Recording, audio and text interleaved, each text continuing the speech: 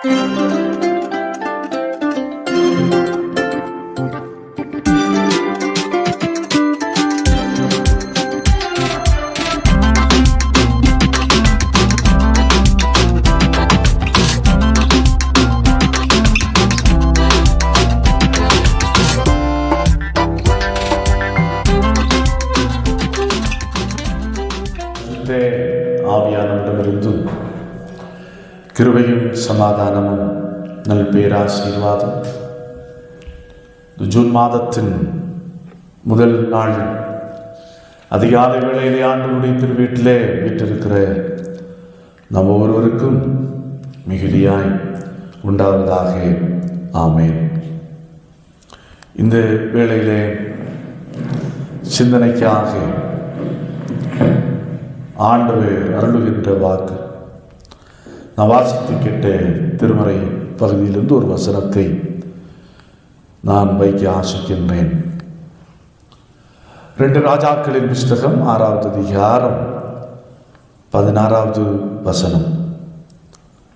அதற்கு அவன், பயப்படாதே, அவர்களோடு இருக்கிறவர்களை பார்க்கிலும் நம்மோடு இருக்கிறவர்கள் அதிகம் என்றான். அதற்கு அவன், பயப்படாதே, அவர்களோடு இருக்கிறவர்களை பார்க்கிலும் நம்மோடு இருக்கிறவர்கள் அதிகம் என்றான். கண்களை மூடுவோம், ஆண்டவரை நோக்கி பார்த்து செல்விப்போம். அன்பின் பரலோக கர்த்தாவே, இந்த ஆசீர்வதிக்கப்பட்ட ஜூன் மாதத்தின் முதல் நாளின் அதிகாலை வேளைக்காய் நன்றி படைக்கின்றோம். இந்த அதிகாலை வேளையிலே இந்த மாதத்தில் எங்களுடைய வாழ்க்கை பயணத்தை துவங்குவதற்கு முன்பாக ஆண்டவரே, உம்முடைய வார்த்தைகளுக்காக உம்முடைய சன்னிதானத்திலே கடந்து வந்து உம்முடைய திருவடிகளிலே வீற்றிருக்கின்றோம். உம்முடைய வார்த்தைகளை கொண்டு எங்களை போஷித்தார்கள். உம்முடைய வார்த்தைகளை கொண்டு எங்களை உற்சாகப்படுத்து. உம்முடைய வார்த்தைகளை கொண்டு எங்களை ஆசீர்வதித்தார்கள். தாழ்த்தி அர்ப்பணிக்கிறோம். இயேசு இரட்சகர் இன்ப நாமத்தில் செபிக்கிறோம். செபங்கேளும் அன்பு தரைத்த எங்கள் நல்ல கர்த்தாவே, ஆமென். கிறிஸ்துவுக்குள் அன்பானவர்களே,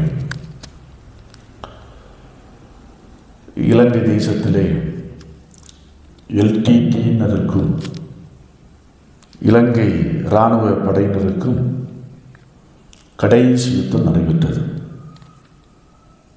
இந்த கடைசி யுத்தம் 2009ஆம் ஆண்டு மே மாதம் 18ஆம் நாள் நிறைவுற்றது. கடைசியாக இந்த யுத்தத்தினுடைய முடிவு ஒரு பெரிய சேதத்தை ஏற்படுத்தியது. எப்படி என்றால், அப்பாவி மக்களும் விடுதலை புலிகளோடு அப்பாவி மக்களும் சுற்றி வளைக்கப்பட்டார்கள். முள்ளிவாய்க்கால் என்ற பகுதியிலே அவர்கள் ஸ்ரீலங்கா இராணுவத்தால் சுற்றி வளைக்கப்பட்டார்கள். தப்பி செல்லுவதற்கு வழியே இல்லை. எந்த பக்கம் திரும்பினாலும் இராணுவம். அப்பேற்பட்ட சூழ்நிலையிலே குண்டு வீசியும் பெரிய குழிகளுக்குள்ளே தள்ளப்பட்டு உயிரோடு புதைத்தும் கிட்டத்தட்ட 70,000 மக்கள், பொதுமக்கள் கொடூரமான முறையிலே கொலை செய்யப்பட்டார்கள். அவர்களால் தப்பி ஓட முடியவில்லை. காரணம், வளைந்து கொள்ளப்பட்டார்கள், சுற்றி வளைக்கப்பட்டார்கள். இங்கேயும் நாம் பார்க்கிறோம், எலிசா என்ற கடவுளுடைய ஊழியக்காரரும் அவருடைய வீட்டில் இருந்த வேலைக்காரரும் சுற்றி வளைக்கப்பட்டார்கள். எப்படி வளைக்கப்பட்டார்கள்? சும்மா அல்ல, ஒன்று இராணுவத்தால் சுற்றி வளைக்கப்பட்டார்கள், குதிரை படையினரால் சுற்றி வளைக்கப்பட்டார்கள், ரதத்தை ஓட்டி வந்த ரத வீரர்களால் சுற்றி வளைக்கப்பட்டார்கள். தப்பி செல்வதற்கான வழியே இல்லை. இதை அவர்கள் பார்க்கிறார்கள். யார்? எலிஷாவுடைய, கடவுளுடைய மனுஷனாகி எலிஷாவுடைய வேலைக்காரர்கள் பார்க்கிறார்கள். அவர்கள் அலறுகிறார்கள். என்ன அலறுகிறார்கள்? 15வது வசனம் சொல்லுகிறது, தேவனுடைய மனுஷனின் வேலைக்காரன் அதிகாலமே எழுந்து வெளியே புறப்படுகையில் இதோ இராணுவமும் குதிரைகளும் ரதங்களும் பட்டணத்தை சுற்றி இருக்க கண்டான். அப்பொழுது வேலைக்காரன் அவனை நோக்கி என்ன சொல்கிறான்? ஐயோ அப்படின்னு கதறுகிறான். என் ஆண்டவனே, என்ன செய்வோம் என்றான். ஐயோ என் ஆண்டவனே, என்ன செய்வோம்? ஏனென்றால் சுற்றி வளைக்கப்பட்டிருக்கிறோம். நாம் தப்பி செல்வதற்கான வழியே இல்லை. அப்படி என்று கதறுகிறார். கிறிஸ்து இயேசுவுக்குள் அன்பானவர்களே, 2026வது ஆண்டின் ஜூன் மாதத்தின் முதல் நாள் அதிகாலை வேளையிலே ஆண்டவருடைய திருவீட்டிலே நாம் அமர்ந்திருக்கிறோம். வாழ்க்கையிலே ஒருவேளை பல்வேறுபட்ட சூழ்நிலையில் இருக்கக்கூடும். எதிராளிகளால் சுற்றி வளைக்கப்பட்ட நிலையிலே நாம் வாழ்ந்து கொண்டிருக்கக்கூடும். வியாதியால் சுற்றி வளைக்கப்பட்ட நிலையிலே வாழ்க்கையை நாம் நகர்த்தி கொண்டிருக்கக்கூடும். கடன்காரர்களால் நாம் சுற்றி வளைக்கப்பட்ட நிலையிலே எங்கே பயணிப்பது, எப்படி தப்புவது என்று தெரியாமல் ஒருவேளை நாம் கலங்கி நின்றிருக்கக்கூடும். அதே போல பிசாசின் வல்லமையினால் சுற்றி வளைக்கப்பட்ட நிலைமையிலே நாம் மிகவும் உடைந்து போயிருக்கக்கூடும். கடவுள் தீர்க்கன் எலிசாவை கொண்டு அழகாக சொல்லுகிறார், பயப்படாதே, பயப்படாதே. அவர்களோடு இருக்கிறவர்களை பார்க்கிலும் நம்மோடு இருக்கிறவர்கள் அதிகம். நாம் வலிமையானவர்கள், நாம் சாதாரணமானவர்கள் அல்ல.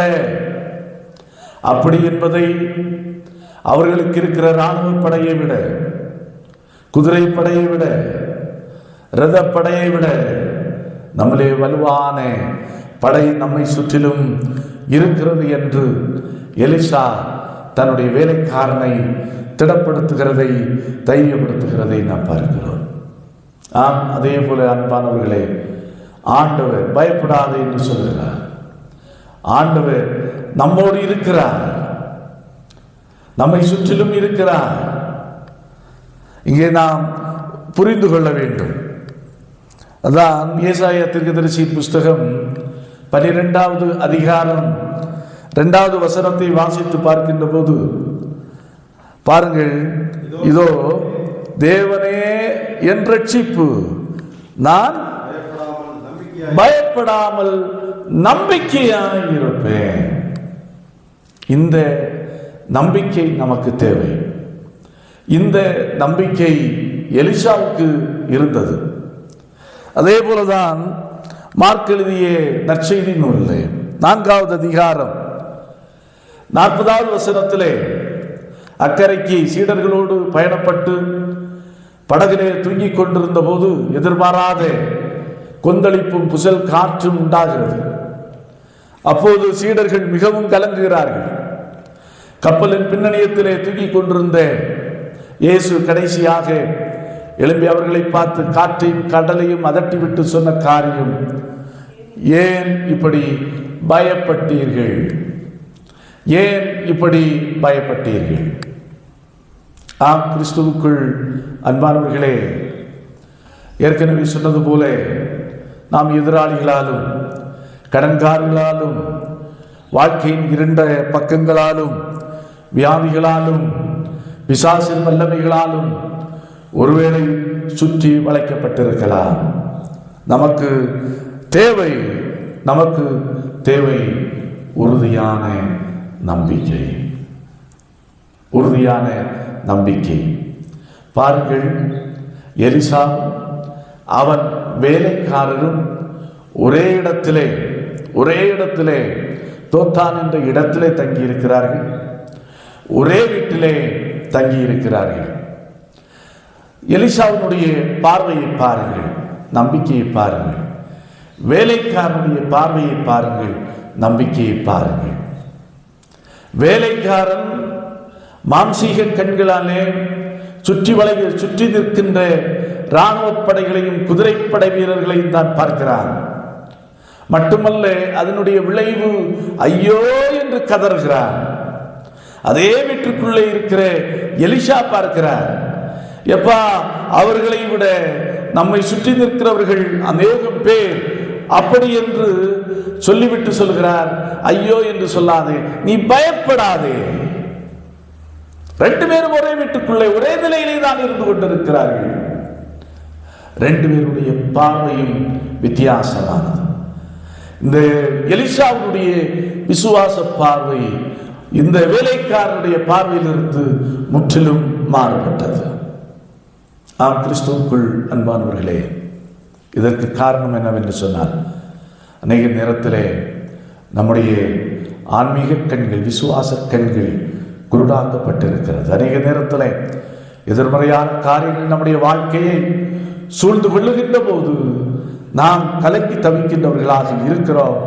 அதற்கு காரணம் என்னவென்று சொன்னால், நம்முடைய விசுவாச பார்வை குருடாக்கப்பட்டிருக்கிறது. அதான் உடனே எலிசா என்ன செய்கிறான் பாருங்கள். பயப்படாதே என்று சொன்னவர், அவர்களோடு இருக்கிறவர்களை பார்க்கிலும் நம்மோடு இருக்கிறவர்கள் அதிகம் பேர் என்று சொன்ன எலிசா அடுத்து ஒரு வேண்டுதலை எடுக்கிறான், ஏறெடுக்கிறான். என்ன? வேற எந்த வேண்டுதலும் எதிராளிகளிடமிருந்து காப்பாற்றும் என்று அவர் வேண்டவில்லை. என்ன சொல்லுகிறார்?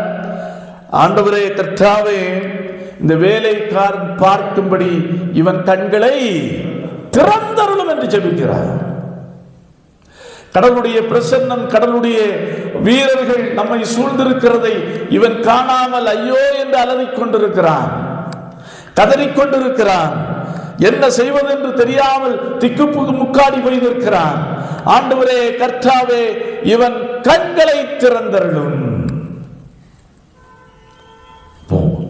கண்கள் நமக்கு திறக்கப்பட வேண்டும். கண்கள் திறக்கப்பட வேண்டும்.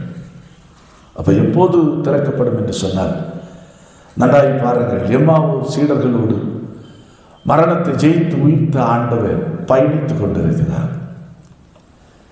கடைசியாக அவருடைய கண்கள் எப்போது திறக்கப்பட்டது என்று சொன்னால், அவரோடு கூட அவர்கள் புசித்த போது, போஜனம் உண்ட போது அவர்களுடைய கண்கள் திறக்கப்பட்டது என்று லூக்கா 24வது அதிகாரத்திலே நாம் பார்க்க முடியும்.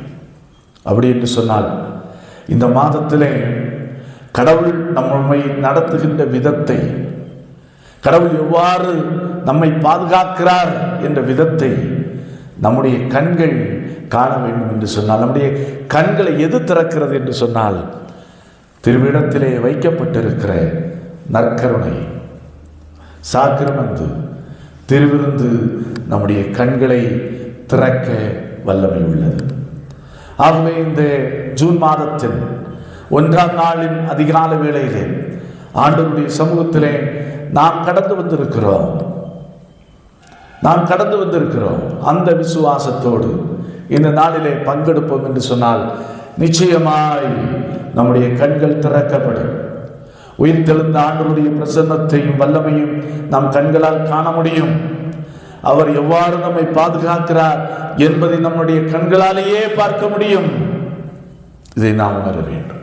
இந்த நம்பிக்கை நமக்கு தேவை. ஆகவே இந்த நம்பிக்கையோடு இந்த நாளிலே பரிசுத்த நற்கருணையிலே நாம் பங்கெடுப்போம். ஒருவேளை புதிய மாதம் 5 மாதங்களை வெற்றிகரமாய் நாம் கடந்து வந்திருக்கிறோம். 6வது மாதத்திற்குள்ளே நாம் அடியெடுத்து வைத்திருக்கிறோம். ஒன்றை புரிந்து கொள்ள வேண்டும். அதான் எலிசா சொல்லுகிறார், பயப்படாதே, அவர்களோடு இருக்கிறவர்களை பார்க்கிலும் நம்மோடு இருக்கிறவர்கள் அதிகம். கடவுள் நமக்கு தந்திருக்கிற படை வலிமையான படை. எப்பேற்பட்ட எதிராளிகளையும் வீழ்த்துகின்ற படை. இந்த நம்பிக்கையிலே தான் சங்கீதக்காரன் அழகாக சொன்னார். 118வது சங்கீதம் 10வது வசனத்திலே சொல்லுகிறார், எல்லா ஜாதியாரும் என்னை வளைந்து கொள்ளுகிறார்கள். எல்லா ஜாதியாரும் என்னை வளைந்து கொள்ளுகிறார்கள். கர்த்தருடைய நாமத்தினாலே அவர்களை என்ன செய்வேன்? சங்கரிப்பேன். இந்த நம்பிக்கை இருக்கும் என்று சொன்னால், எந்த சூழ்நிலையிலே நாம் சுற்றி வளைக்கப்பட்டாலும், எந்த காரியத்தாலே நாம் சுற்றி வளைக்கப்பட்டாலும், அவைகள் எல்லாவற்றையும் கபலீகரம் செய்து கொண்டு, ஊடறுத்து கொண்டு நம்முடைய வாழ்க்கையிலே முன்னேற முடியும். ஆகவே கடவுளுக்கு நம்மை ஒப்படைப்போம்.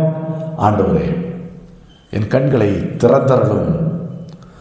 ஆண்டவரே, நான் பார்க்கும்படி, உம்முடைய அதிசயத்தை பார்க்கும்படி, உம்முடைய வல்லமையை பார்க்கும்படி என் கண்களை திறந்தருளும். அதற்கு இந்த நாளில் நாம் பங்கெடுக்கிற நற்கருணை அதற்கு ஒரு கருவியாக இருக்கட்டும் ஆண்டவரே என்று நாம் ஒப்படைத்து ஜெபிப்போம். நிச்சயமாய் இந்த ஜூன் மாதம் நமக்கு வெற்றியின் மாதமாய், ஜெயத்தின் மாதமாய், கடவுளுடைய பாதுகாப்பு, அருள் போன்ற பாதுகாப்பை அதிகமாய் அனுபவிக்கின்ற மாதமாய் அமையும். ஆண்டவர் தாமே இந்த வார்த்தைகளை கொண்டு நாம் ஒவ்வொருவரையும் ஆசீர்வதிப்பாராக. ஆமென். எல்லாவற்றுக்கும் மேலான தெய்வ சமாதானம் உங்கள் இருதயங்களையும் சிந்தனைகளையும் கிறிஸ்து இயேசு நாமத்தை காத்துக் கொள்வதாக. ஆமென்.